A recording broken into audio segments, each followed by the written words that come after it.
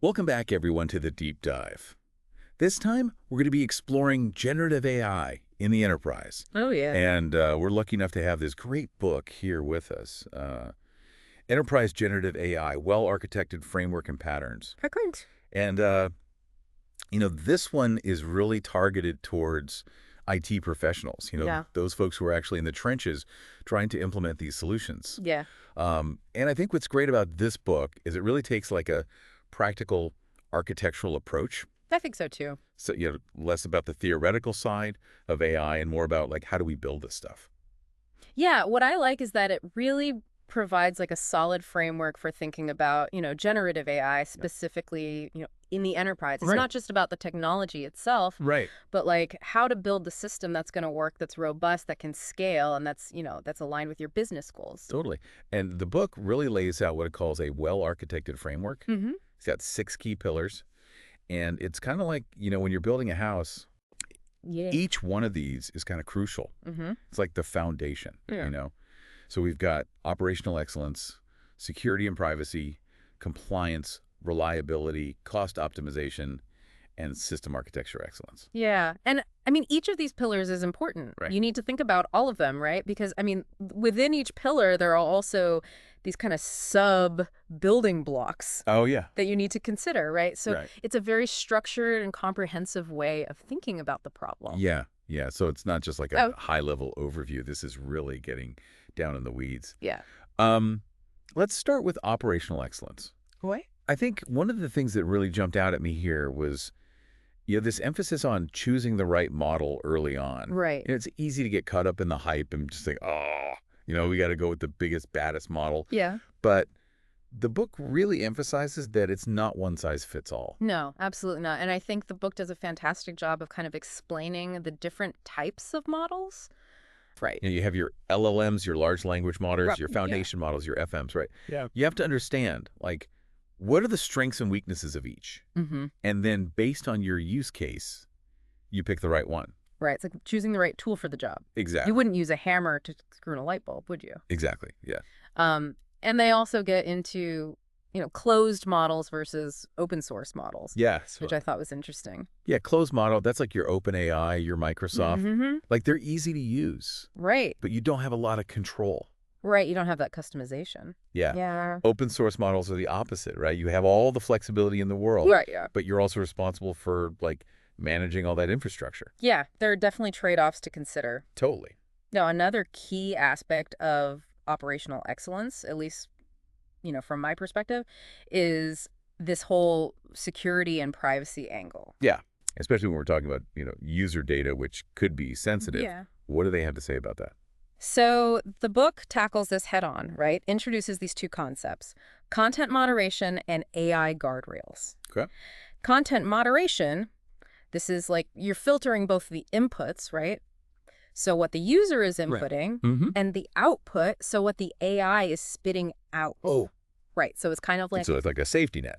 yeah, like a safety net, right? You don't want inappropriate or harmful content Oh, to yeah. kind of slip through. Yeah, you got to protect your brand. Yeah. You got to make sure that you're using these responsibly. Exactly. And they have some very specific examples, like using the OpenAI moderation API Okay. to flag, sensitive content. Oh, interesting. And then the other concept is AI guardrails. Okay. So these are tools and principles kind of in combination Mm-hmm. that make sure that the output, right, Right. is still kind of high quality, it's fair, and it's within the ethical boundaries that you set. Yeah, I mean, I'm really seeing this emphasis on, like, responsible AI development Yes, throughout the whole book, which I think is great. totally. It's not just about how cool this technology is. Yeah, It's about how do we use it in the right way. absolutely. And so to achieve that, they really emphasize, kind of a multifaceted approach, Mhm. like open source toolkits, Yes. So, LLM filters, guardrails.ai, NVIDIA's Nemo guardrails, Mm. as well as like commercial platforms Yeah. like Hive.ai and Membrace AI. Yeah. So you really have, It's a whole ecosystem yeah, it's a whole ecosystem. of tools and resources that you can use. Exactly.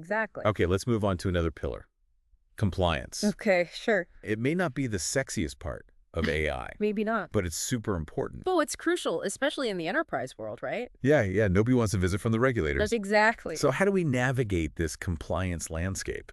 So the book introduces this term archival for compliance. And this basically means you are keeping track of every interaction Yeah. with the AI system and the content it generates. Okay. Right? So it's kind of like It's like a record keep. a record keeper, Yeah. for your AI, right? Yeah. And this helps with regulatory adherence, Mm-hmm. dispute resolution, audit preparedness, Okay. and it shows you are committed to ethical AI practices. Right. It's all about accountability and transparency. Exactly. Now, are there specific solutions for, achieving this? Yeah, they mention a few Okay. cloud-based solutions like AWS S3, Mhm. some specialized platforms like Smartshish and Jaytheon. Okay. And it's important when you pick one of these solutions to think about things like encryption, analytics capabilities, and like connector support. Right. So how well does it integrate with other Yeah. systems? Exactly. Okay. Let's move on to reliability. Okay. I think we all want our AI systems to, be dependable, right? Oh, absolutely. What stood out to you here? So they really emphasize this LLM observability platform, Okay. which is kind of like a monitoring system. like a monitoring system, Not right? That's that. constantly watching your AI for any hiccups, Right. any problems. Gotcha. One of the big things it can detect is model drift. Model drift. Now, what is that? So model drift is when, over time, the performance of your model starts to degrade, Okay. potentially because the data it's seeing is changing. It's like the model's getting old and rusty. Yeah, it's getting old. It's not as effective as it used to be. I like it. It's like the check engine light Yes, exactly. for your AI. So yeah, to go and kind of fix things. Right, right. But also it can detect things like problematic prompts, Okay. right? Or biases in the model's responses, Mm-hmm. or bottlenecks, performance bottlenecks in the infrastructure. So it's really about having that visibility Yeah, total visibility. into what's happening under the hood. Yeah. And I'm guessing there's, different LLM observability solutions out there. Yeah, So absolutely. just like with the content moderation. Yeah, you have your commercial solutions like your Arise, your Aporia, Okay. and then you have like your open source solutions, LangKit, LangFuse. Those are a couple. Great. So you've got choices. Yeah, you got options. Okay, now let's talk about everyone's favorite topic, Okay. cost optimization. That's the big one, right? Generative AI can be, computationally expensive. Yeah, very computationally expensive. So it's important to have a plan for managing these costs. Absolutely. And the book really hammers home that cost optimization has to be top of mind right from the get-go. Not an afterthought. Not an afterthought at all. Yeah. You bake it in from the beginning. Okay, so where do we begin with this? So they break it down into 3 stages: model selection, model validation, and infrastructure selection. Okay. Model selection. Which we've kind of touched on, right? Yeah, we talked about this. Choosing the right tool for the job. Exactly. You don't always need the most powerful model. No, you don't need the biggest, baddest, most expensive model. Right. Sometimes a smaller one might be sufficient. Right, and model validation, what's that about? Model validation is once you've picked a model, Okay. you need to make sure it's performing the way you want it to. Right, it's got to deliver. Exactly. in its Services. And so there are a couple of open source tools, Okay. like Bench and Helm, Okay. that can help you evaluate and benchmark different models. So it's all about making sure you're getting the best bang for your buck. Exactly, yeah. And then there's infrastructure selection. Yeah, so this is where it gets, a little hairy. I was going to say, there are a lot of choices to make here. There are so many choices. Cloud versus on-premise, closed model provider versus hosting an open source model yourself. Yeah, and the book lays out, really nice pros and cons Okay. for each of these. So you can kind of weigh those costs and benefits. Yeah. Yeah, you have to balance security, control, flexibility, and of course, cost. It's like a giant puzzle. Yeah, it's a giant puzzle. Where you got to find the pieces that fit. Exactly. Now, one of the key decisions, that we need to make when we're putting this puzzle together is, Yeah. RGRAG pattern versus fine-tuned model. Yeah, that's a good one. Which one do you pick, right? Do I even know which one is right for me? So RAG stands for Retrieval Augmented Generation. Okay. And it's all about using your own data Okay. to make the AI's responses better. Right. So it's like giving the AI access to your company's knowledge base. Exactly. And then fine-tuning. Remind me what that is again. Fine-tuning is where you take a model Okay. and you train it on a very specific data set Right. to make it really good. So it's like if you need to generate content in a very specific style. Yeah, very specific style, very specific domain. Gotcha. So it's like So, RA is more of a generalist and yeah. fine-tuning's more of a specialist. Exactly, yeah. Okay, cool. So the final pillar in this well-architected framework is system architecture excellence. Okay. And this is where I think we actually get into like the nuts and bolts of how do we actually build this thing? Yeah, how do you actually build it, right? How do we structure it? Exactly. So break it down for us. So they break it down into 3 building blocks: prompt engineering, Okay. embeddings in a vector databases, Okay. and the orchestrator framework. All right. Let's take these one by one. Okay.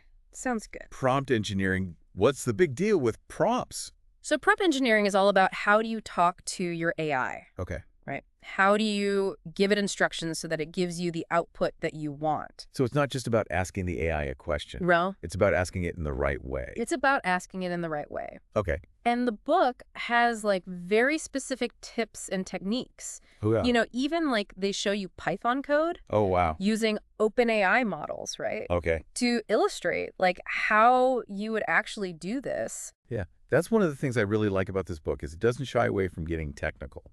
Yeah, totally. Okay, embeddings in vector databases. These sound a little more complex. So embeddings are basically like you're converting your text, right, Right. into numbers. Okay. But these numbers, right, Mhm. they capture the meaning of the text. So it's like translating language into something the AI can understand. Exactly, into something the AI can understand. Okay. And then these embeddings are stored in these special databases called vector databases, Okay. which are built for this type of data. Why are they so important for generative AI? So they're important because they enable all these really cool features, like semantic search. Semantic search, what's that? So with semantic search, you're searching not just for keywords, Right. but for meaning, Okay. right? Interesting. So for example, if you're searching for generative AI, Mm-hmm. you might also get results about, you know, AI content creation Okay. or machine learning for text generation, Even if those words aren't in there. even if those words aren't there. Because it understands the underlying concepts. Exactly. That's really cool. Yeah, it's very powerful. And they cover a bunch of different vector database options. Yeah, they have like your open source options like Chroma, Milvus, Mm-hmm. and then you have like your SaaS-based solutions like your Pinecone, Redis Enterprise. Gotcha. So there's a whole ecosystem there too. Yeah, there's a whole ecosystem there too. Okay. And then the final building block is the orchestrator framework. Yeah, so the orchestrator, What does it do? it's kind of like the brain of the operation. Okay. It brings all these different pieces together Okay. and it makes sure that everything's working in sync. Right. So it does things like intent identification, Okay. content filtering, embedding generation, prompt construction, actually invoking the LLM, Right. handling the output, Mm-hmm. managing errors, and even archival. So it's like the glue that holds everything together. Yeah, exactly. And I'm guessing there are different ways to implement the orchestrator as well. Yeah, so you have your code-based options Yeah. like LangChain, Lemma Index, which are Python frameworks. Mm-hmm. And then you have no-code options. Oh, cool. Bubble.ai, Flowwise AI. Okay, so there's really a solution for everyone here. Yeah, there are solutions for everyone. It's amazing how many choices you have It's a lot of choices. at every step of this process. Yeah, and the book does a good job of kind of walking you through that, Okay. kind of highlighting the pros and cons. It's like building a house, Yeah, custom designed totally. with all the choices for materials and layouts. Yeah, and the book's like the architect in that sense. Yeah. It's like guiding you through that process. Now, the book also kind of goes into these common patterns Yes. for like, integrating LLMs and FMs within the enterprise, right? Yes, exactly. We've already talked about RAG and fine-tuning, Yeah. but maybe just, a quick recap. Yeah, so RAG, retrieval augmented generation. Right. It's all about using external data. Right. It's like giving the AI access to a huge library Yeah, to a huge of information. Yeah, exactly. And the nice thing about RAG is it's pretty cost effective Yeah, very cost effective. because you're not retraining the whole model. Yeah, you're just giving it access to more information. Right. Right. And fine-tuning. So fine-tuning, you're taking a model Right. and you're training it on a specific data set to tailor it to your specific need. So if you need to generate content that has a very specific style Exactly, or tone, or yeah. or like industry-specific jargon or something, Yeah, it's fine-tuning is the way to go. Yes, and they go into a lot of detail on these two. Okay. They have like code snippets Oh, cool. showing you how to actually do it. They Nice. even build a little like Q&A application Okay. using LangChain, Pinecone, and OpenAI. Very cool. Very practical. Yeah, very practical, showing you like the power of RAG. Okay. But then there's a third pattern. Okay. It's called pre-training. Pre-training. Okay. So pre-training is where you're building a model from scratch. You're Right. training it on like massive, massive data sets. Okay. So this is something that like Google, OpenAI, Yeah. The big players. yeah, the big players, they do. So not something that most enterprises are going to be doing. Probably not, no. Okay. So for most companies, RAG and fine-tuning are the more practical options. Yeah, I would say so. And the book also dedicates a whole chapter to AWS solutions Yes. for generative AI. Yeah. Which makes sense. They're a big player in the cloud space. Yeah, they are a big player. So what are some of the key things that they highlight? So they focus on 3 areas: vector databases, Okay. SageMaker, and Bedrock. Okay. So with vector databases, Right, which we talked about earlier. which we talked about earlier, Yeah. they highlight PostgreSQL Okay. with the PG vector extension, which Okay. runs on like Aurora and RDS. Right. So you can use a familiar database. Yeah, I was going to say, if you're already using PostgreSQL, Yeah. this is a really nice option. Yeah. You don't have to learn a whole new system. Exactly. And they even have like step-by-step instructions Cool. for like running PostgreSQL with PG vector on an EC2 instance. Okay. And they also mentioned AWS OpenSearch. Yeah, so AWS OpenSearch is kind of like a managed Elasticsearch service Okay. that also supports vector storage and semantic search. Okay, so a couple of different ways to handle that. Yeah, a couple different ways to handle that. Now, what about SageMaker and Bedrock?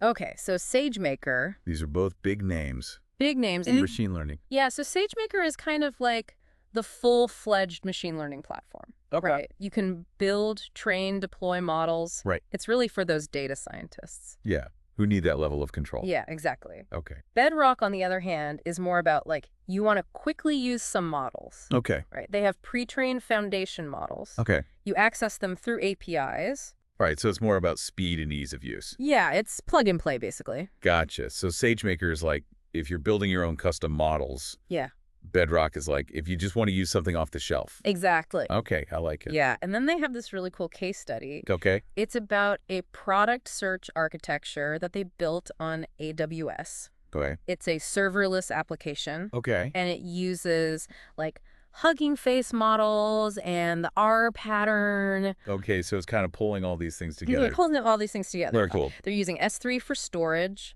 Lambda for orchestration, Okay. SageMaker for hosting the models, and Aurora with PG Vector for the vector database. So you can actually see how all of these pieces come together Yeah, exactly. to build a real-world application. Exactly. Very cool. And that's really what I think is so valuable about this book, is it's not just about theory. Yeah. It's about giving you real-world examples, Oh, God. things that you can actually implement. Yeah, exactly. So I think we've done a pretty good job of covering the first half of this book. I think so too. But there's still a lot more to come. Oh, yeah, definitely. They go into case studies of how companies are actually using this. Yeah, a lot of case studies. Some really interesting discussions about the future of this technology. Yeah, some really cool stuff coming up. So we'll be back with more from Enterprise Generative AI Well-Architected Framework and Patterns after a quick break. Sounds great. So welcome back.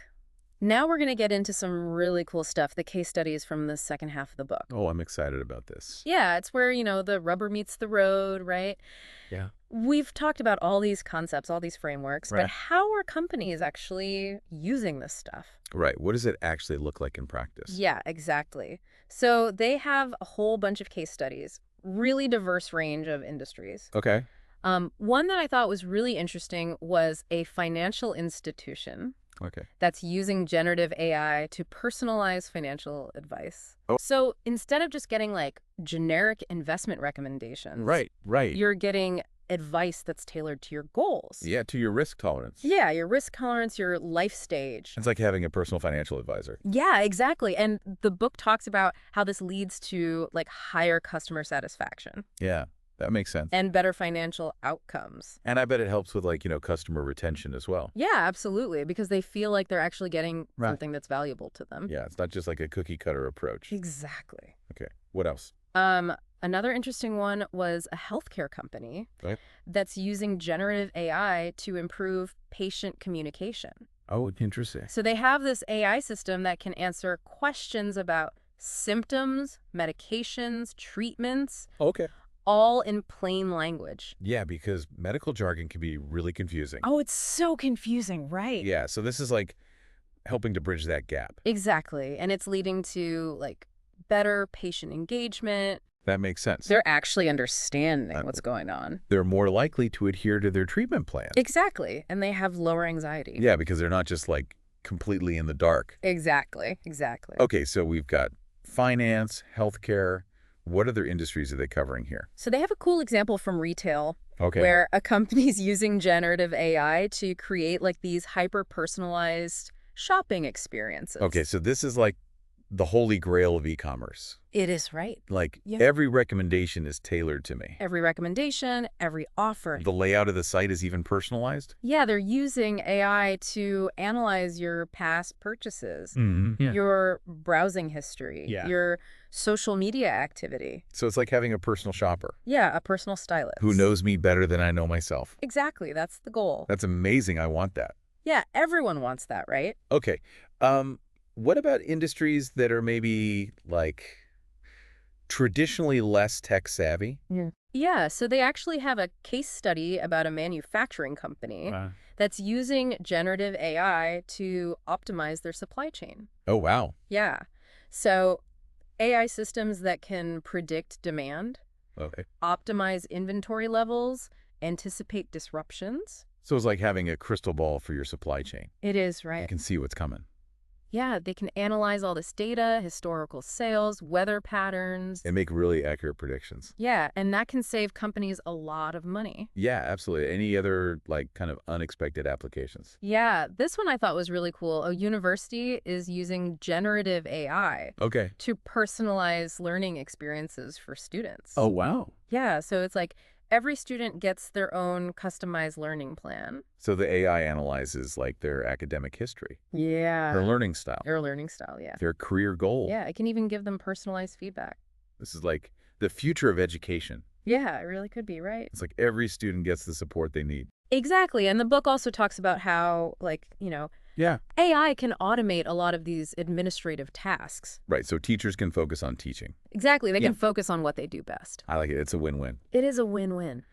So all these case studies are really interesting. Yeah. And they paint a very optimistic picture Yeah. of the potential of AI. Yeah, absolutely. But the book also acknowledges that, there are challenges. Oh, yeah, definitely. Questions that we need to think about as this technology evolves. Yeah, and one of the big ones is, like, the role of human judgment Okay. and oversight, right? Yeah. I'm glad they addressed that because it's easy to get caught up in like Yeah. all the amazing things AI can do. Yeah, it's very easy. But we can't just forget about the humans in the equation. No, humans have to be part of this. Yeah. It's not about replacing humans. Right. It's about, like, how do we augment? Right. How do they work together? Yeah, how do they work together? So AI can handle the boring stuff, Yeah. the repetitive tasks. Yeah. And humans can focus on the creative, the strategic, Definitely. the ethical aspects of the work. Yeah, and I think that's the vision the book kind of lays out, right? Okay. It's a future where AI makes us better, Yeah. Make this more productive. more productive, more creative, More human. more human. Yeah. I like that. Yeah, absolutely. And they also talk about, some of the potential downsides Oh, yeah, there are definitely downsides, right? of generative AI, like misuse. Yeah, so, people could use this to create deepfakes Right. or to spread misinformation Yeah. or to impersonate someone online. Yeah, it's a double-edged sword. It is a double-edged sword. It's a powerful tool, Yeah. but it can be used for good or for evil. Exactly. So they talk about the importance of, like, Right. ethical guidelines, safeguards, making sure that these technologies are used responsibly. Yeah, it's not just about building it. Yeah, It's about building it in a way that doesn't create new problems. exactly. Yeah. And they also emphasize the need for transparency Yes. and explainability. Yeah, because we have to understand how these systems work. Right. So we're not just trusting a black box. Exactly. We're not just blindly trusting. Yeah. And they make the point that explainability is not just like a nice to have. Right. It's essential. Especially when these decisions have real world consequences. Exactly. If it's making decisions about, Right. your health care or your Right. finances. You want to know how it's making those decisions. Yeah, exactly. Okay. So before we move on to the last part of our deep dive, Yeah. What are your overall impressions of the book so far? I think it's a great book. It's very practical. It gives Yeah. you like very concrete advice. Yeah, it's not just theoretical. No, it's not just theoretical. It's like, how do you actually do this? Yeah. And it really emphasizes this holistic approach, Okay. right? Thinking about the ethical The implications, social the implications. social implications, the economic implications. Yeah, it's not just about the technology. Joe, it's about like, how do we build AI systems Yeah. that benefit society? That are responsible and sustainable. Exactly. Yeah. So it's a great foundation. Yeah, But it also gives you a vision for the future. it does. And it's full of like resources. Right, all those code examples, the case Oh, studies. yeah, best practices. Yeah. So I would definitely recommend it to anyone who's, Yeah. serious about getting into this field. Absolutely. Okay, so for the last part of our deep dive, Yeah. the book wraps up with these really interesting discussions Yeah. about the future of AI. Mm. What are some of the big questions that we should be thinking about? So one of the big ones is like, what role do we want AI to play in society? Okay. Right? Do we want AI to augment human capabilities? Right, Or do we want it to become more autonomous? right. Those are big questions. Those are good questions. And there's no easy Fair. answer. No easy answer. It's yeah. a conversation that we need to have Yeah, as a society. as a society. Yeah.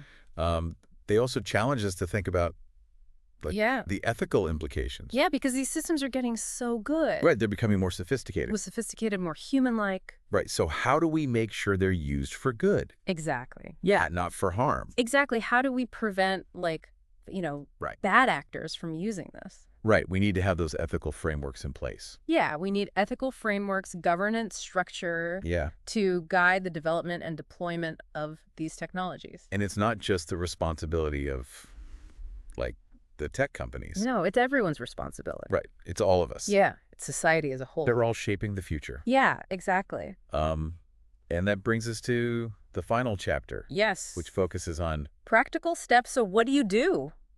What do you do right? Yeah. How do you actually take these concepts and like put them into practice? it's the how-to guide. It is the how-to guide. And so one of the things that they really emphasize is you have to start with like a Yeah. really clear understanding of like your business objectives. Okay, so what problem are we trying to solve? Yeah, what problem are you trying to solve? What are you hoping to achieve? Right, what are the outcomes? Yeah, you got to have that clear goal in mind.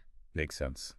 Once you have that, then they recommend like putting together a team, Yeah. cross-functional team, right? You need your data scientists, your Yeah. engineers, Your business analyst? your business analysts, even like your legal and compliance folks. So this isn't just a tech project. Mm. This is a business initiative. It is a business initiative. It needs everyone Yeah. at the table. Okay.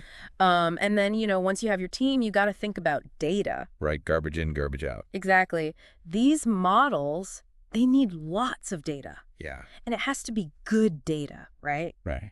Clean, properly prepared. Yeah, data is the fuel Exactly. for these AI systems. It is the fuel. You got to have the good stuff. Okay, so once we've got our data sorted. Then you start experimenting. Okay. Right. You try different models, Different architectural patterns. different architectural patterns. And the book really encourages this culture of experimentation, Yeah. right? It's all about like, try things out, Fail fast. fail fast, learn from your mistakes, Iterate. iterate. Exactly. So it's not a linear process. Yeah. It's more like cyclical. It's cyclical. Yeah. And as you're experimenting, it's also important to like evaluate. Right. How do you know if it's working? Yeah. How do you measure success? Right. What are the metrics? So they talk about accuracy, fluency, relevance, Yeah. for some applications like creativity, originality. Right. So it depends on what you're actually trying to do. It depends on what you're trying to do. But it's not just about the technical performance. Yeah. It's also about, like, The quality of the output. yeah, the quality of the output. Yeah. And I think what's really important here is they also emphasize the importance of human feedback. Yeah. Yes. Human feedback is crucial. Right. So you're not just letting the AI run wild. No, you need You're to actually getting feedback from users. Yeah. Subject matter experts Yeah. to make sure that the output makes sense. Right. That it's actually valuable. Yeah. That it's useful. That it's aligned with the goals. Yeah. Absolutely. Okay. So once you've kind of, experimented and you're ready to move to production, Then you got to think about deployment. deployment, monitoring. Yeah. How do you actually get this thing Yeah. running in a real world environment And make sure it keeps running. and make sure it keeps running? Yeah. So they talk about infrastructure management, security, scalability, Yeah, performance monitoring. They even get into things like version control and disaster recovery. Oh, yeah. You got to be prepared for anything. Right. You got to make sure this thing is bulletproof. Exactly. So it's kind of like building a house, that can withstand a hurricane. You want it to last. You want it to last, Yeah, yeah. exactly. Okay, so I think we've covered a lot We have covered a lot. with this book. I mean, Cool. we talked about the foundation, Yeah. the technical details, the practical implementation. I think it does a great job of kind of making this whole topic Yeah. more accessible. Yeah, it's not as intimidating It's not. as it might seem at first glance. No, and it shows you how to actually, get value out of this. Yeah, it's not just hype. I It's know. a real Oh, technology real technology? Yeah. with real applications. Yeah. Okay, so before we wrap up, Yeah. you mentioned earlier the role of humans Yeah. in an AI-powered world. Mm-hmm. And I think that's a really important question, That right? was a huge question. As these AI systems get more powerful, Yeah. are they eventually just going to replace us? So I get asked that question a lot. Yeah. And it's one that, people have very strong opinions about. Yeah. I personally believe that, Yeah. humans are always going to be important. And the reason I say that is because AI systems are tools. Right. They're powerful tools. Yeah. But they're still tools, right? Right. They need humans to set the goals, Yeah. to give them the data, to evaluate the output. To make sure they're being used ethically. Exactly. So it's Yeah. you can have a really powerful engine, Right. but you still need a driver. Right. Someone to steer Yeah. to make the decisions. Exactly. So it's not AI versus humans. No, It's AI and humans it's a collaboration. working together. Yeah. Okay, I like that. Yeah. So I think the future of work is going to be this Yeah. kind of partnership. It's going to be this hybrid model Yeah. where, AI takes care of some things, Mhm.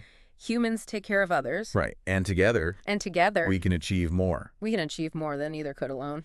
I like it. Yeah. So as we wrap up our deep dive Yeah. into this book, enterprise generative AI, well-architected framework and patterns. Mm-hmm. What's the one key takeaway you want our listeners to remember? I would say it's that generative AI is not just hype.